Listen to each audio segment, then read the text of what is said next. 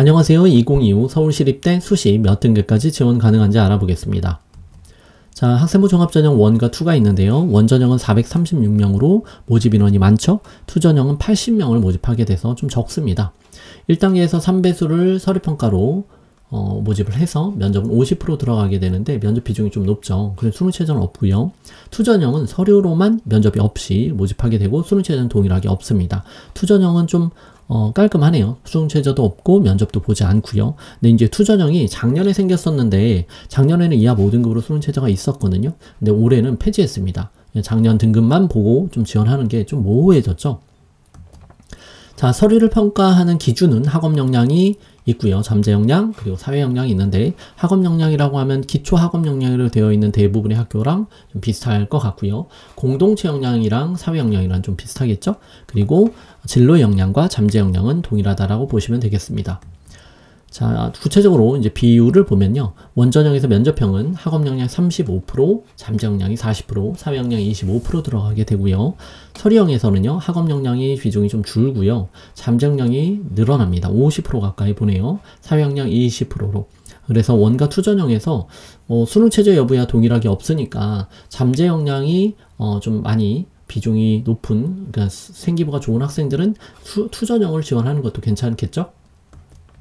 학업 역량 보겠습니다. 주요 교과, 전공 관련 교과, 주요 교과, 전공 관련 교과라고 되어 있는 걸로 봐서는 학업 역량에서는 기초 학업 주요 교과와 그리고 전공 관련 교과를 위주로 본다라는 걸 알 수가 있습니다.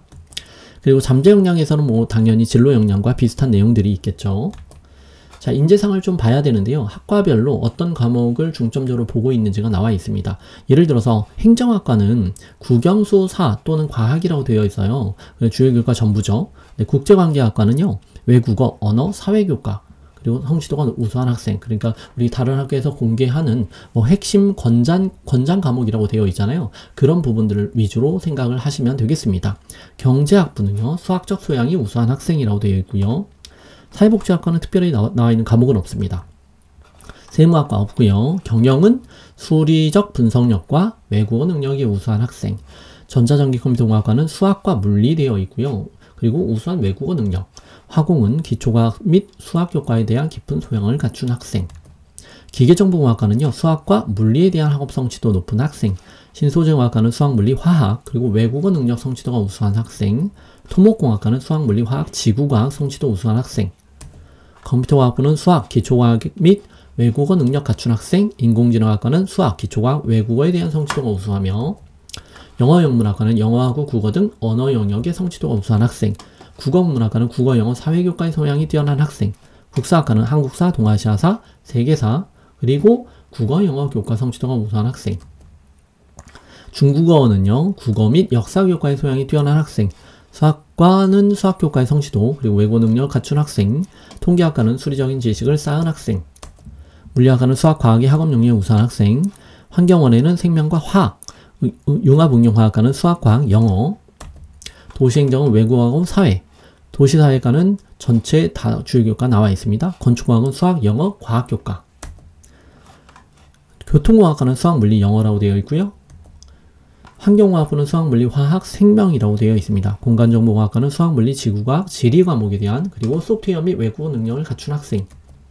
자유전공 인문에서는 언어와 사회, 자연에서는 기초수학과 과학, 그리고 국사학에서는 한국사, 동아시아, 세계사, 그리고 국어, 영어. 빅데이터는요, 사회와 수학교과의 성취도. 그리고 도시사회학과는 전체가 다 나와 있네요. 나노반도체 물리학과는 수학, 과학의 학업력이 우수한 학생이고요. 조경, 환경, 생태, 도시학은 수학인데 통계라고 되어 있습니다. 과학, 사회, 영어 교과의 성취도가 우수한 학생. 융합바이오 헬스 전공에서는 수학, 영어 및 생명, 화학, 물리가 있어요. 물리. 자, 등급 보겠습니다. 일반고 등급으로 봤을 때 문과에서는 2등급 중반컷이 7컷이나 5컷에서 있습니다. 물론 3등급대로 나와 있는 거는 특목고겠죠? 그래서 뭐 국제관계학과 같은 경우 7컷이 3.38이잖아요. 근데 행정학과는 2.44죠. 그래서 제가 파란 걸로 표시한 부분들은 일반고 학생들이 아닐까라고 싶습니다. 나머지는 좀 5컷, 7컷이 3등급, 4등급대로 봐서는 특목고 학생이겠죠? 마찬가지로 중국어나 이런 부분들은 이제 특목고 학생이 될 거고요. 도시사회학의 2.54는 일반고 학생이겠죠. 근데 보통은 이과에서는요, 대부분 2등급 초반대로 형성이 되더라고요.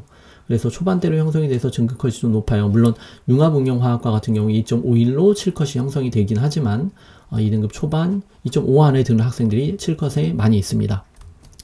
자, 뒤로 넘겨서 도시공학과 2.61이고요. 교통과학과 2.46인데 조경은 2.82까지 7컷이 나왔어요. 근데 환경은 또 되게 높죠. 2.14. 그래서 전반적으로 학생부 종합전형인데도 등급컷이 높다라는 것을 볼 수가 있습니다. 그래서 2.5 안에 이과 같은 경우는 들어야 되지 않나 싶습니다. 자, 교과 전형 보겠습니다. 지역균형 선발 전형이라고 하고요. 계산하는 방법은요. 일반 선택과 그 공통 과목이 80% 들어가고 진로 선택 ABC로 나오는 과목이 10% 들어가게 됩니다. 그리고 올해 생겼는데 교과 정성평가라고 되어 있습니다. 10%. 그래서 작년에는 정성평가라는 부분이 없었거든요. 그리고 수능체전은 이제 있습니다. 작년에도 동일하게 있었고요. 정성평가 한번 읽어볼까요? 교과 정성평가 10%, 학생부 교과 영역을 중심으로 학업 역량, 학업 성취도, 진로 및 전공 분야 탐구에 적합한 교과 이수 및 학습 등을 평가한다 라고 되어 있습니다. 그래서 어떤 과목을 이수했는지 위주로 좀 보겠다라는 것 같아요. 올해 새로 생겨서. 자, 수능체전은 3합 8입니다. 자, 작년에는 좀 바뀐 것은 학생부 교과 100%였다가 올해 생겼죠. 교과 정성평가 10%가 생겼고요. 추천 인원은 10명이었는데 20명으로 늘었고. 자, 수능 최저가 완화됐습니다. 작년에 3합 7이었는데 올해는 3합 8등급으로 바뀐 거고요. 그리고 또 지정 과목이 폐지됐습니다. 그 자연계열에서는 미적 또는 기하만 돼서 그다음에 확통이 안 됐습니다. 그리고 과탐도 지정을 했었었고요. 근데 그게 이제 아예 폐지가 됐죠. 그리고 또한 7에서 8로 완화됐으니까 등급 컷에 영향을 많이 주지 않을까 싶고요. 그리고 또한 정성평가라는 게 생겨서 사실은 정성평가 없어서 학종에서 좀 그 미미한 학생 또는 이수 과목을 이수하지 않은 학생들 같은 경우에는 그런 부분들은 좀 괜찮았었는데 올해 같은 경우는 정성평가가 생겨서 좀 이 부분들이 학생들에게는 좀 부담이 될 것 같습니다. 자, 등급 보겠습니다. 등급은 좀 낮은 등급들, 2등급대가 있긴 한데 2등급대에서 뭐 2등급 완전 극초반이 형성되거나 가끔씩 2.3 이런 학생들이 합격을 하기도 하는데 대부분은 1등급대 후반이죠. 좀 높은 학과가 화공 같은 경우는 1.7이죠. 신소재도 1.7이고 7컷인데도 불구하고요. 그래서 2.0 안에는 들어가야 되겠구나라는 걸 볼 수가 있고요. 자, 마찬가지로 컴퓨터하고 뭐 이런 거 높죠. 1.88, 수학과도 1.86으로 7컷이 높았어요. 통계학과도 1.76이고요. 근데 물리나 뭐 환경원해나 이런 부분들이 2등급이 있었네요. 교통과학과 2.03, 공간정보도 2등급인데 실질적으로 1등급 후반까지는 돼야 좀 안정적으로 지원할 수 있겠다라는 게 좀 보입니다. 물론 이것은 3합 7등급으로 수능 최저가 있을 때 조금 셌을 때고요. 올해는 좀 완화됐죠. 그리고 또 정성평가에 영향이 있기 때문에 사실 조금 모호해졌습니다. 올해는 좀 부담이 될 것 같아요. 학생들이 어떻게 지원해야 될지.